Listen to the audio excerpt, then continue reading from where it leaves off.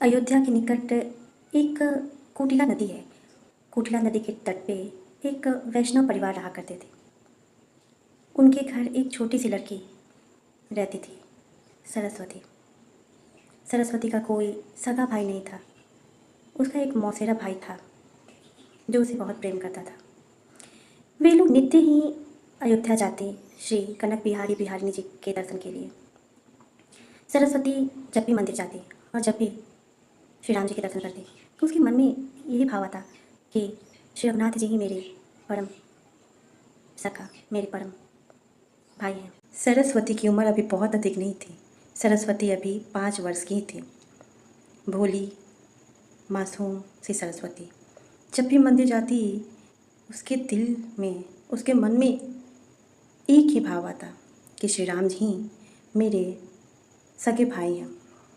एक बार रक्षाबंधन के पूर्व सरस्वती मंदिर गई और सरस्वती रघुनाथ जी से कहने लगी कि भैया कल रक्षाबंधन है और मैं तुम्हें राखी बांधने ज़रूर आऊँगी। घर आकर के सरस्वती अपने छोटे छोटे हाथों से बड़े ही प्रेम से राखी बनाती है और कल होकर के वो मंदिर गई और मंदिर जाके उसने पुजारी जी से कहा, पुजारी जी श्री रघुनाथ जी ही मेरे भाई हैं, मैं अपने भैया के लिए राखी लेके आई हूँ, मुझे अपने भाई को राखी बांधना है।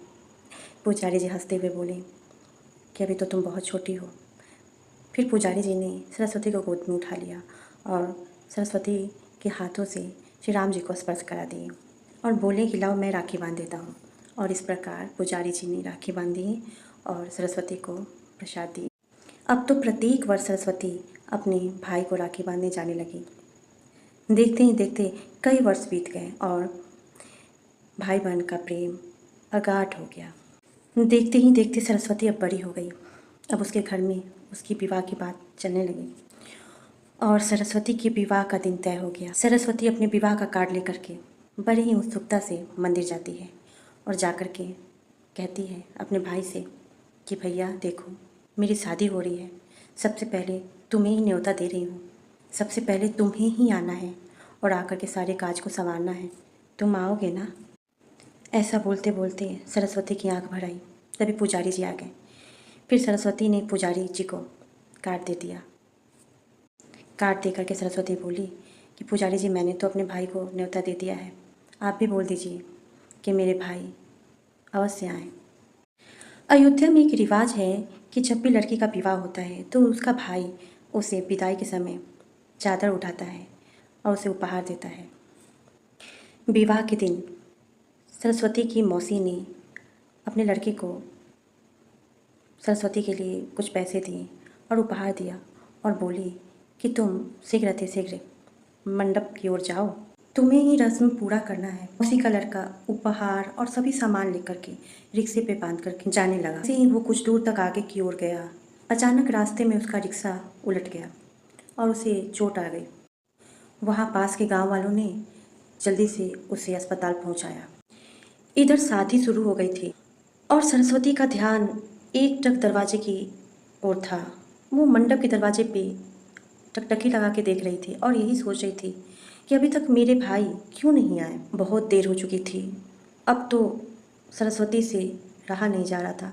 वो व्याकुल हो गई थी। सारे रस्म रिवाज होने लगे और धीरे धीरे विवाह भी संपन्न हो गई। सरस्वती बहुत दुखी थी और दुखी मन से वो मंडप के दरवाजे पे गई और व्याकुल होकर के रोने लगी और कहने लगी, कहाँ रह गए मेरे भाई, क्यों नहीं आया अभी तक। सारे दूर दूर के रिश्ते नाते रिश्तेदार सभी आ गए पर मेरा भाई क्यों नहीं आया, क्या मैं उनकी बहन नहीं हूँ। ऐसा सोचते सोचते सरस्वती भावुक होकर रोने लगी। तभी सरस्वती अचानक देखती है कि मंडप की ओर बड़ी दूर से 4 मोटर गाड़ियाँ और एक बड़ा सा ट्रक आ रहा है। सरस्वती देखकर सोचने लगी और उसके आश्चर्य का तब ठिकाना नहीं था जब वो देखती है कि पहली गाड़ी से उसकी मौसी का लड़का और उसकी पत्नी उतरते हैं और बाकी 3 गाड़ियों से 3 जोड़ियाँ उतरती हैं। सरस्वती सोचने लग गई। पीछे के ट्रक से एक मोटा सा पहलवान जैसा एक आदमी उतरता है और उस ट्रक से कई सारे सामान लेकर के मंडप की ओर जाने लगता है। सरस्वती को कुछ भी समझ में नहीं आता। सब लोग वहाँ देख कर के हैरान हैं। उन चारों का रूप इतना सुंदर था, उनका तेज हीरे मोतियों के आभूषण जड़ित उनके वस्त्र को देख करके किसी को भी कुछ समझ में नहीं आ रहा। वहाँ के सभी लोग मंत्रमुग्ध थे। इसके पहले कि कोई पूछता, कोई कुछ कहता, सब के सब मंत्रमुग्ध हो गए थे। वे ट्रक से सारा सामान उतारने लगे। सोने, चांदी, हीरे के ढेर सारे आभूषण, कांसे, पीतल के ढेर सारे बर्तन, ओढ़ने बिछाने के, पहनने के वस्त्र और भी ढेर सारे सामान उतारे जाने लगे।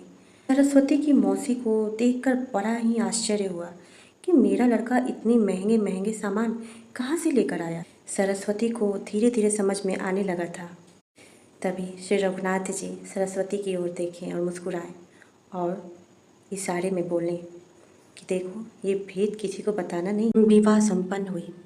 जब तक विदाई नहीं हुई तब तक चारों भाई सरस्वती के साथ ही थे। उन्होंने सरस्वती को आशीर्वाद दिया और सरस्वती रघुनाथ जी के चरणों से लग के रोने लगी और बोली, जैसे आज संभाल लिए वैसे ही जीवन भर मुझे संभालना। इधर सरस्वती के विदाई का समय हो चुका था और सरस्वती अपने पति के साथ जाने के लिए तैयार हो गई।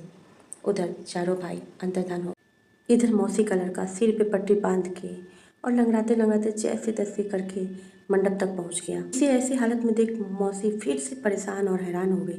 मौसी ने कहा, अभी तो तुम बन ठन के अपनी पत्नी के साथ मोटर गाड़ी में आए थे, अभी तुम्हें अचानक ये क्या हो गया? तुम्हारे सिर पे पट्टी कैसे लग गई और तुम्हारे कपड़े कैसे फट गए? लड़के को कुछ भी समझ में नहीं आ रहा था कि उसकी माँ उसे क्या कह रही है। ये सब देख सरस्वती की माँ भी हैरान और परेशान थी। उधर विदा होने के लिए सरस्वती अपने पति के साथ गाड़ी में बैठी हुई थी। वे सरस्वती की माँ सरस्वती के पास गई और उसके कान में धीरे से कहा कि ये सब क्या है, मुझे कुछ समझ में क्यों नहीं आ रहा। तब सरस्वती बोली कि माँ, मैं बोली थी ना कि मेरे चारों भाई आएंगे। ये वही थे, श्री रघुनाथ जी। सरस्वती की माँ सोच में पड़ गई और उसकी आंखें भर आईं। वो रोने लगी और मन में सोचने लगी कि श्री रघुनाथ जी आए थे मेरी बेटी के विवाह में। इतने दयालु हैं, इतने कृपालु हैं कि उन्होंने अपनी बहन की बात पूरी करने के लिए साक्षात भाई बनकर आ गए। क्या सच में ये सब संभव हो पाया या मैं कोई स्वप्न देख रही हूँ? वो अपने बहन के प्रेम में साधारण मनुष्यों की तरह आ गए। ऐसा सोचते सोचते सरस्वती की माँ तो मानो बेसुध हो गई। मित्रों, ये कोई कहानी नहीं है, ये एक सच्ची घटना है। भक्ति और विश्वास में बड़ी शक्ति होती है।